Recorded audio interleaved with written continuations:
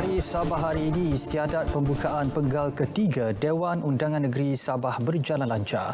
Perinciannya bersama Redwin Robin di Kota Kinabalu. Redwin, silakan.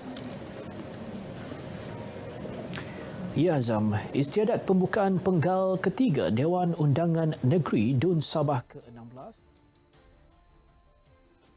ditetapkan pagi tadi. Pembukaan disempurnakan yang di-Pertua Negeri Sabah Tun Dr. Johar Dato' Mahiruddin di dataran Dewan Undangan Negeri Sabah, Kota Kinabalu.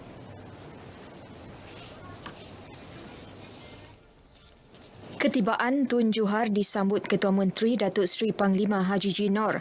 Istiadat dimulakan dengan nyanyian lagu Negaraku dan Sabah Tanah Airku, diikuti dengan pemeriksaan perbarisan Batalion Ketiga Regimen Askar Melayu Diraja, Kem Lok Kawi oleh Yang di-Pertua Negeri. Perbarisan bagi istiadat kali ini merupakan yang pertama diadakan sejak pandemik COVID-19 Mac 2020. Sesi pembentangan dan perbahasan DUN dijadual berlangsung pada 21 hingga 24 Mac ini. Sementara itu, ketika menyampaikan ucapan dasar kerajaan sempena istiadat pembukaan penggal ketiga DUN Sabah ke-16, yang di-Pertua Negeri Sabah Tun Johar Mahiruddin yakin Sabah akan mencatat pertumbuhan ekonomi yang lebih baik pada tahun ini. Katanya Sabah kini berada pada landasan tepat dengan pertumbuhan ekonomi lebih baik dan ini dapat digambarkan melalui asas sosioekonomi yang semakin mengukuh. Tun Johar berkata ia dapat dilihat melalui asas-asas sosioekonomi yang kekal stabil dan semakin mengukuh walaupun masih berhadapan dengan pelbagai cabaran kesan daripada pandemik COVID-19. Pembukaan semula sektor-sektor ekonomi dan aktiviti-aktiviti sosial serta pelaksanaan pelbagai inisiatif dan projek pembangunan berimpak tinggi di bawah Plan Pembangunan Sabah Maju Jaya ala 7 SMG 1.0 2021-2025 dan RMK 12 pastinya merancangkan semula aktiviti dalam sektor-sektor ekonomi. Menurut Tun Johar, pelaksanaan Pelan Pemulihan Negara dan pelbagai pakej ransangan ekonomi oleh Kerajaan Persekutuan dapat membantu merancangkan semula aktiviti sektor ekonomi utama yang secara langsung mempercepatkan usaha pemulihan ekonomi Sabah. Jelasnya, Kerajaan Sabah juga akan terus memberi tumpuan kepada usaha meningkatkan kecekapan pengurusan kewangan tahun semasa demi memulihkan ekonomi dan meningkatkan kesejahteraan rakyat. Selain itu, proses mengawal selia dan memantau pematuhan semua arahan tadbir urus korporat akan diperkasa dengan menjenamakan semula jawatankuasa yang ditubuhkan sejak 1997 kepada Jawatankuasa Pengawal Seliaan dan Pematuhan Tadbir Urus Korporat. Penubuhan jawatankuasa ini seiring dengan salah satu teras Hala 7 Sabah Maju Jaya, iaitu mewujudkan kelestarian fiskal dan memastikan kecemerlangan dalam integriti dan tadbir urus. Dalam pada itu, Tun Johar dalam ucapan sama berkata pelbagai inisiatif giat dilaksana kerajaan negeri bagi membangunkan semula sektor pelancongan sebagai persediaan menarik kehadiran pelancong terutama apabila aktiviti pelancongan antarabangsa dibenarkan kelak. Ia termasuk memperkasa pembangunan infrastruktur, kemudahan asas pelancong dan produk pelancongan baharu selain membuat promosi secara lebih agresif.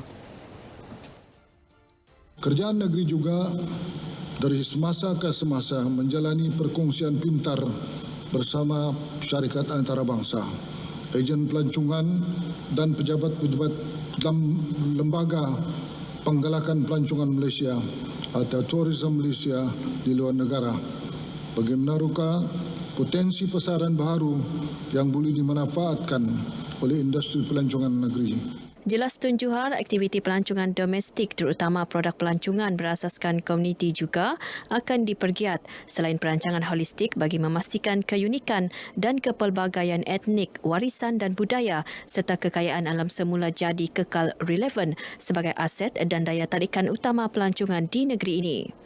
Menurut beliau, tahun ini antara program baharu yang dilaksanakan termasuk projek selam skuba rangka kapal dan selam berbola terumbu di Pulau Mamuti serta program anak angkat orkid liar dan anak angkat rangka karang di bawah inisiatif Hala 7 Sabah Maju Jaya. Sabah juga sedang dalam peringkat persediaan bagi menerima panel penilai antarabangsa untuk mengiktiraf Taman Kinabalu sebagai Global Geopark UNESCO. Lebih 40 destinasi rekreasi hutan atau ekopelancongan turut dibangunkan di seluruh Sabah bagi tujuan mempelbagai destinasi dan mempertingkatkan sumber pendapatan negeri. Polis Sabah merampas lebih 10 kg dadah jenis syabu bernilai hampir RM400,000 dengan penahanan seorang lelaki warga asing di Kota Kinabalu Khamis lalu.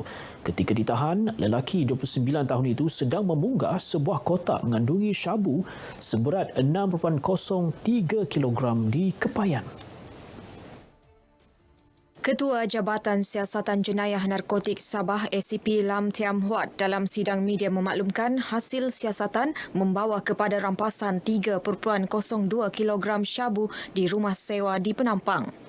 Hasil pemeriksaan ke dalam premis berkenaan yang mana telah dibuka sendiri oleh subcek dengan kunci di badan dia, pihak polis berjaya merampas dadah jenis syabu bernilai RM120,000 Malaysia. Turut dirampas pasport subcek. Hasil siasatan lanjut kemudiannya berjaya menemukan sebuah bungkusan mengandungi 10 paket dadah jenis syabu seberat lebih 1 kilogram bernilai RM36,000 di Tenom. Dadah itu dipercayai dibawa masuk ke Sabah melalui perkhidmatan kurier dari Semenanjung. Pada masa sama, polis menahan seorang wanita tempatan 28 tahun di Tenom untuk membantu siasatan. Turut dirampas sebuah kereta, 2 motosikal, seutas rantai emas serta wang tunai bernilai hampir RM100,000. Kes disiasat mengikut Seksyen 39B Akta Dadah Berbahaya 1952 yang membawa hukuman mati jika sabit kesalahan. Rakyat Sabah menyambut baik keputusan kerajaan membenarkan pencarum kumpulan wang simpanan pekerja KWSP membuat pengeluaran khas sebanyak RM10,000 yang diumumkan Perdana Menteri Datuk Seri Ismail Sabri Yaakob tengah hari tadi. Mereka yang ditemui di Ibu Negeri bersyukur dengan keputusan tersebut kerana ia mampu membantu dalam meringankan beban. Pengumuman ini sangat membantulah untuk keluarga saya sebab dalam pandemik ni sangat sukarlah sebab dari segi ekonomi duitan begitu memang sangat menyukarkan sebab apa ekonomi pun terjejas, terutamanya bisnes, pekerjaan begitu. Pada pendapat saya memang wajar dilakukan sebab mungkin ada beberapa golongan yang memerlukan wang yang lebih. Mungkin contohnya memerlukan wang untuk cover kerosakan dari bencana.